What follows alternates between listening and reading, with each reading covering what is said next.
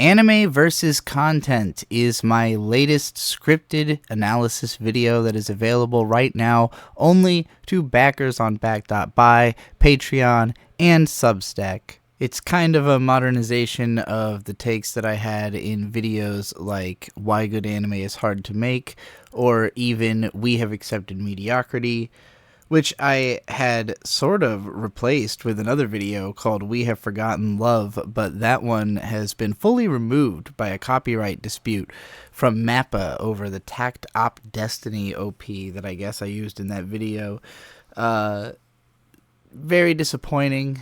It's just one more reason that I am trying to get off of the Yig Studio channel. This channel here, We Watch Anime, is pristine and pure. I haven't run into any copyright issues yet. I've even had the exact same video uploaded here and on Yig Studio and gotten a copyright problem only on that channel. I was able to beat it on the Anime with Heroic Antagonists video, but yeah, it had a claim that had not even appeared on the original upload, so that was wild. Anyways, this is Manga Mondays. I've only got one new series to talk about this week. I'm mostly going to be returning to stuff that I covered before and giving updates on anything that's still ongoing or that I've read a little bit more of than I had last time I talked about it. In part because I just didn't spend as much time reading manga in the last couple weeks. I've been busy with other things. Ankoku Delta is apparently the series debut of an author who has only done some one-shots up to now. I had a lot of fun reading the first two chapters of this that are out so far. It very much reminds me of Dorohedoro combined with Monsters Incorporated, in the sense that the story is about there's this other dimension where these people, I don't know, they're not humans, but they're sort of humanoid, kind of like in Dorohedoro. Basically, they're in a dimension that overlaps ours, and when people from our dimension are in a state of fear, then they become visible in the other dimension, and their life force energy is capable of being drained through the dimensions. And in this other dimension, human life force energy is the only thing that matters. It's their entire currency.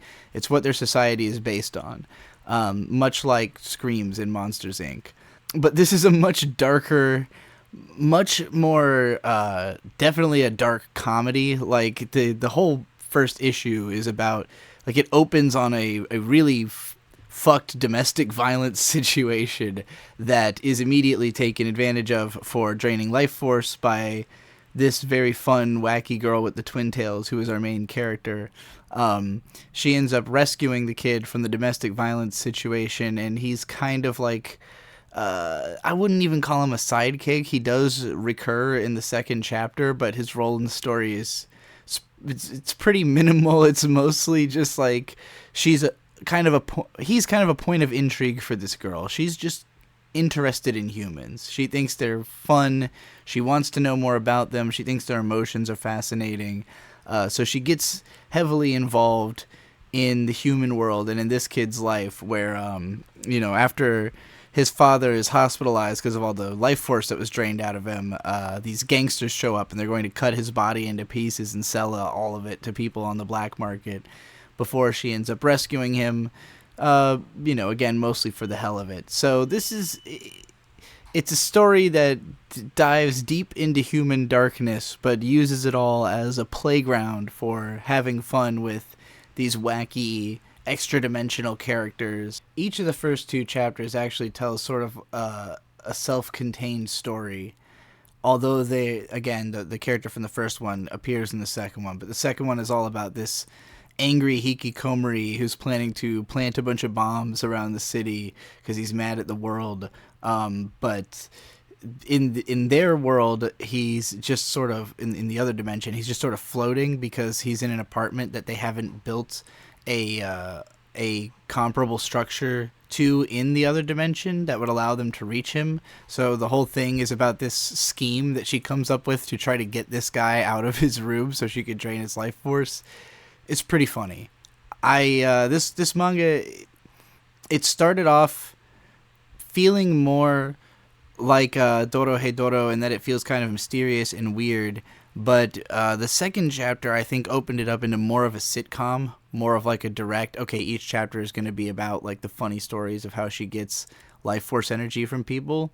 At least that's where it seems to be going. It's hard to say after only 2 chapters, but I really like it. I think this is a strong one. I'm going to try to go back through all of the manga that I've covered in the same order that I originally covered them, if I can. I know I've talked about a couple of these again already, but Astro Baby is currently on Chapter 5.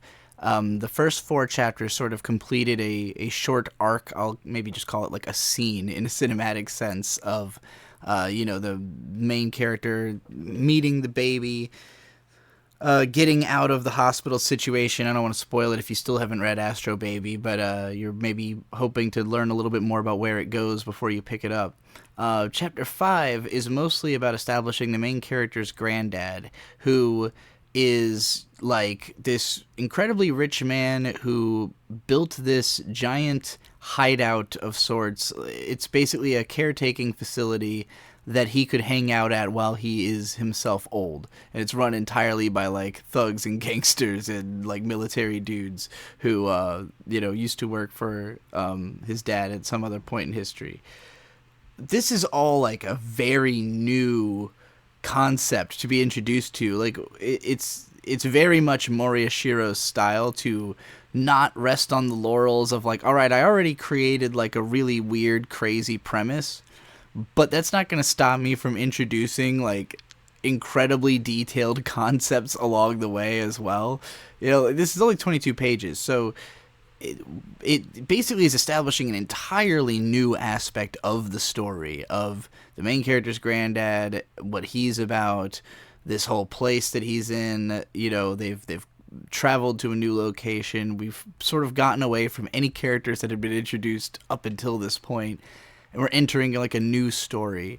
So I'm very, very curious where this is going. This is the epitome of cooking, like the author's really cooking right now. You get the sense that we're in like the prep phase of, we had a very enticing opening dish. Our first course was awesome, and now we're totally like in the waiting phase of like, what even is this next dish gonna be? I should mention, like, a lot of this chapter is framed as though the granddad is dead. They're talking about him like he's dead, but then it's revealed at the end that he's totally still alive. So, it's pretty much just all set up of this new character. We'll see where it goes. Dandadan, I have only read a few more chapters of this. I haven't gotten super far in. It is 144 chapters, and that is to me kind of daunting, like the thought of having to read quite so many. Even though it's a quick read, it's brisk, it's fun, it's always lively. There's just so much of it, and it's mostly the time commitment. It's not that I think I won't like the story or that like I wouldn't enjoy all the time I'm going to spend with it. It's just like I have other things going on. I don't know if I want to sit for 8 hours or whatever and read 144 chapters. I'm not a super fast reader either. But mostly what I wanted to touch on with this is that I covered this first few chapters, and I also covered the first few chapters of Undead Unluck, I think in episode 2 of Manga Monday, and I concluded that both of them were good. They're both like really strong action stories with great art, but I just found myself more compelled by Dandadan than by Undead Unluck. And I saw a lot of comments that were telling me that Undead Unluck gets really good, that like, some of the stuff I didn't like about the story would be rectified, that it was going to go in really interesting directions, and I believe all of that. I tried reading a little bit more of Undead Unluck, and then a little bit more of Dandadan, and it's strange because I don't think one is necessarily better than the other. It's really just like aesthetic differences and personality differences.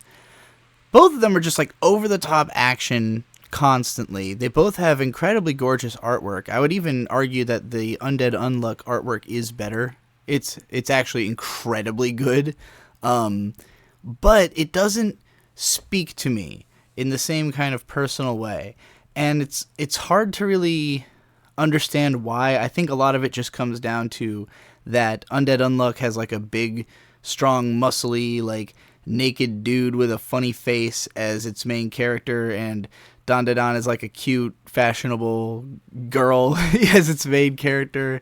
I really like the dynamic between the two characters in Dandadan because both of them are like, they're not typical good guy characters. They're like, the girl is kind of very willful and strong-minded and aggressive.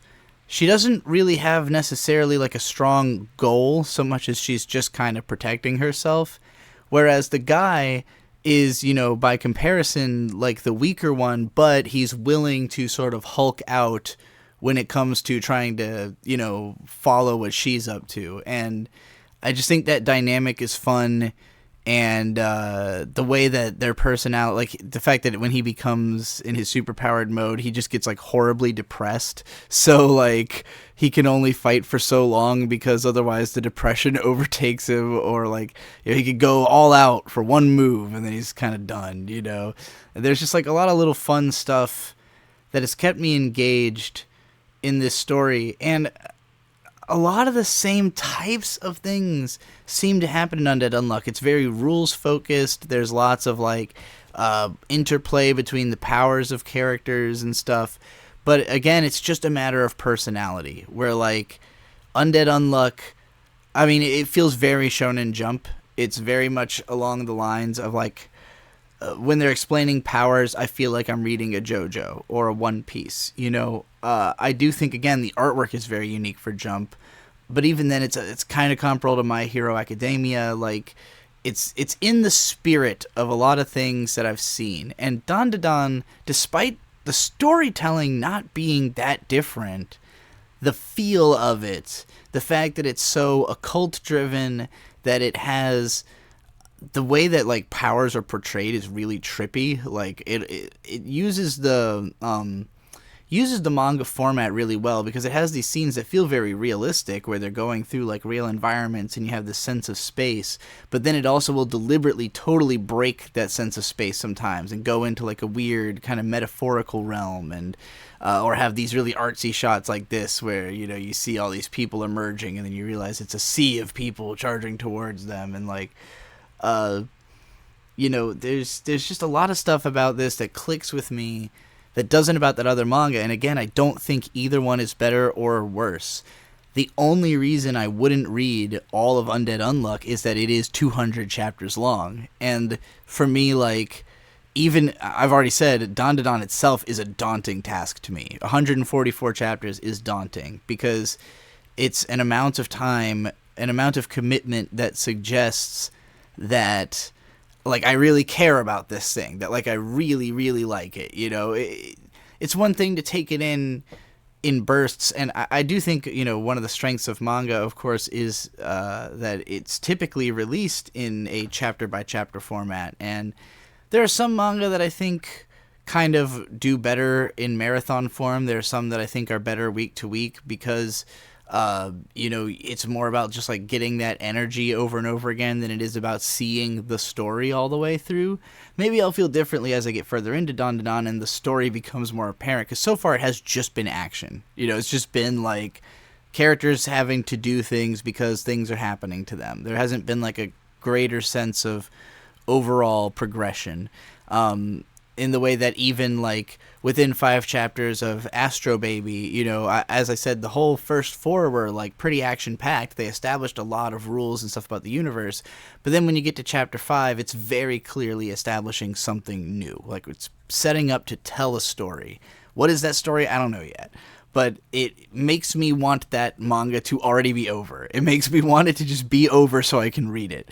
Dandadan makes me want it to last forever, so that it will always be there if I want to read it, so that there will always be like a little hit of Dandadan.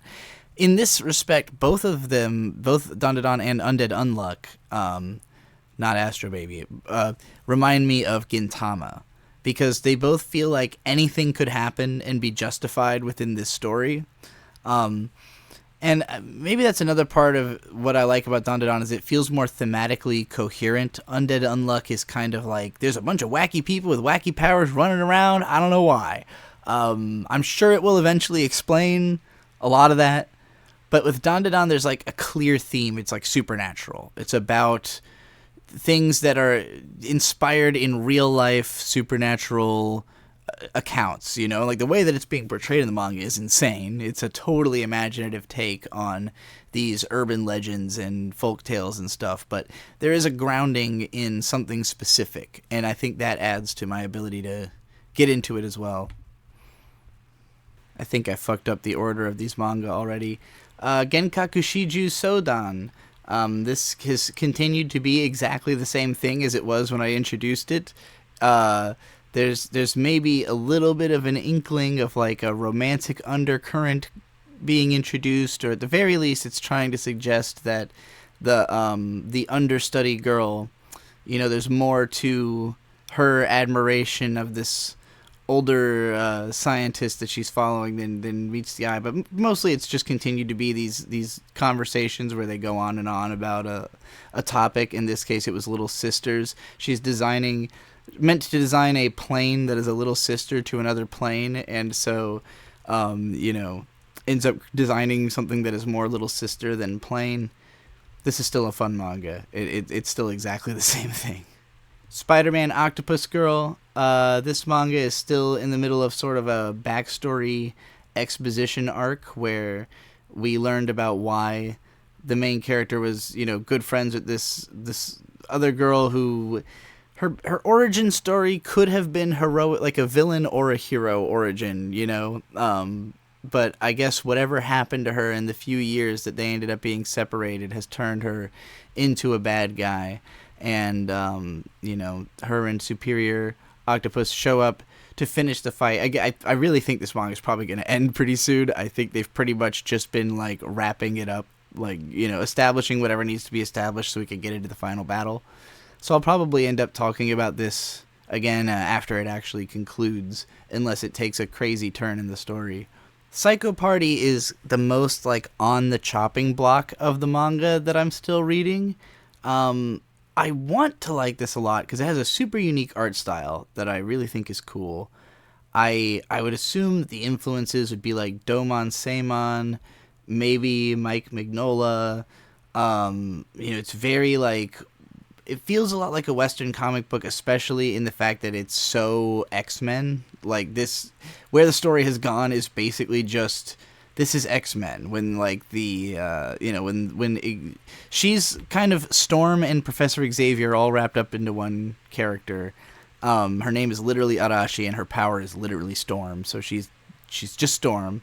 The way that this whole raid on their facility has been portrayed also reminds me of Hellsing. I mentioned that when I talked about this before. But like, I just don't think that this artist is necessarily on like the technical level of any of those artists that I've named. Like the style is there, but I don't think they've maybe drawn enough. Just doesn't feel like they pull off everything they're trying to do. I think my biggest problem with this manga, where it's at right now, is that it introduced all these characters, didn't really give us time to care about them before putting them in this situation. And it's also put a lot of emphasis on the Storm character, who we don't really know much about. Like, the point is that she's mysterious, kind of. Maybe part of it is that there's just so many shots where we don't see anybody's face. It just feels like we're not that in the action or, like, with the characters or in their mind states, or, like, I don't feel much from this action scene.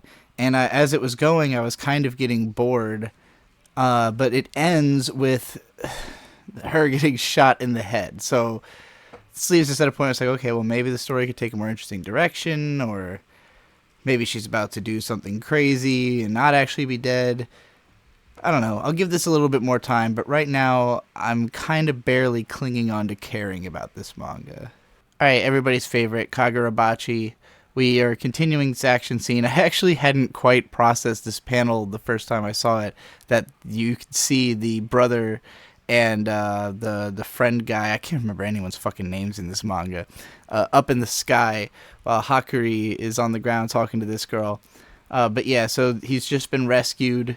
They're having this cool aerial battle, showing off their powers and shit, causing some massive destruction. Meanwhile, our main guy is off here fucking dealing with three dudes who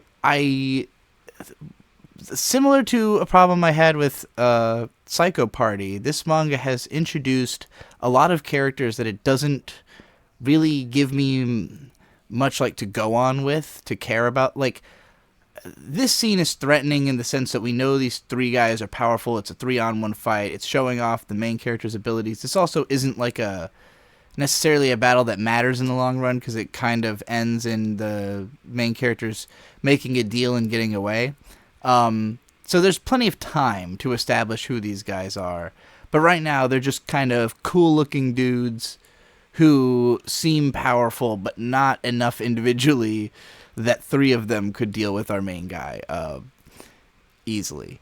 And anyways, yeah, he ends up trading one of his swords for the life of Hakuri, because Hakuri's dad is just like a ruthless dude. He's like, yeah, I'm going to fucking kill my son because he has failed me so badly. I am trembling with rage and sadness at the thought of him even living another second. So, yeah, they make this deal, and you're kind of like, all right, well, what's this going to lead to? Now our main character's underpowered, but apparently this is all according to Keikaku. He reassures us at the end with probably the cockiest face we've ever seen him making, that this is all according to plan. Yeah, this is a fun chapter. It's kind of just, wrapping up the scenario we found ourselves in the previous one, and opening the doors for us to go into like a larger arc where we're going to have to deal with all kinds of shit. I get the feeling we've got a really complicated battle coming up. There's some kind of scheming going on. There's a lot of story getting set up here. I'm excited about it. Alright, the last manga I'm going to talk about in this video is Ramen Akaneko. I saw this was like a cute cat manga about a ramen shop entirely run by cats. And I thought, I don't want to have to go through all the introductory stuff. I don't want to have to meet each cat individually or whatever. There's 93 chapters of this. I'll just go to the latest chapter and see how it is. And it was really fun. It's about, there's a storm going on, and the lead ramen cat is like afraid of thunder, because one time a lightning bolt hit right outside of his ramen cart and traumatized him. And so basically all the cats start trauma dumping about their phobias and what caused them. There's also, I guess, a human girl who just dresses as a cat so she can work in the restaurant. And a tiger. They have a tiger working in the back. I felt like this was a perfect chapter for me to get introduced to this manga. Like, if this is what the standard is, this is a great example of what I mean when I talk about how some manga are better week by week, where I could not imagine, like, wanting to read this for hours. Maybe it'd be different if I had physical copies. Like, if I had just come home with a bunch of books of this, I could see reading them, just spending a cozy day reading Red Cat Ramen. But, like, this to me is so much more obviously like a fluffy kind of, like, I would almost call it like a magazine filler, like, it's not, I'm not going to remember in the long run what each of these cats was, like, afraid of or whatever, the details of the story don't really matter, but the idea was cute, and it carried 15 pages without issue. It was very easy to read. So I would say that this is the kind of thing that, I just popped into chapter 93. So if I was somebody who was like a fan of this magazine that it gets published in, maybe I read it for other things. Maybe a new manga started in this magazine that I was interested in, and I picked it up and I started reading it. I would probably end up reading each chapter of this as I went without ever having to go back and read the rest. And maybe I will, now that I'm interested, and it's so easy for me to do. I don't have to collect back issues of a magazine, but this is the perfect example of I could read this every week, and I would never feel like I had forgotten what was going on, or like I need a refresher on the characters or anything like that, the way it could be with So, like, I always think of Bleach when I think of an example of a manga that just sucked to read week by week. Like, so little would happen in each chapter, it would just be frustrating. But if you read it all at once, it's badass because it's paced like a movie. I don't know how tight Kubo was maintaining a sense of cinematic pacing across years and years of writing. It makes so much more sense if you read it in bulk. But, this is not the case for a manga like this. This is something you read chapter by chapter. So anyway, that's Manga Monday this week. I hope you all enjoyed. Let me know more manga that I should check out in the comments. I got a lot of people recommending me manga in the first couple episodes of this, and I checked out all of them. I just didn't talk about most of them because I didn't care about most of them. So if you already shot your shot, it probably missed. I mean, there's some that I just haven't gotten to because they're like long, popular things. But surely some of you are reading some stuff that's publishing now or some newer stuff, some stuff that we could all jump in on together. And I don't have to, try to plow through 12 volumes before next Monday. So yeah, recommend me some manga. Check out Anime versus Content, my latest video. And that's it. Manga forever.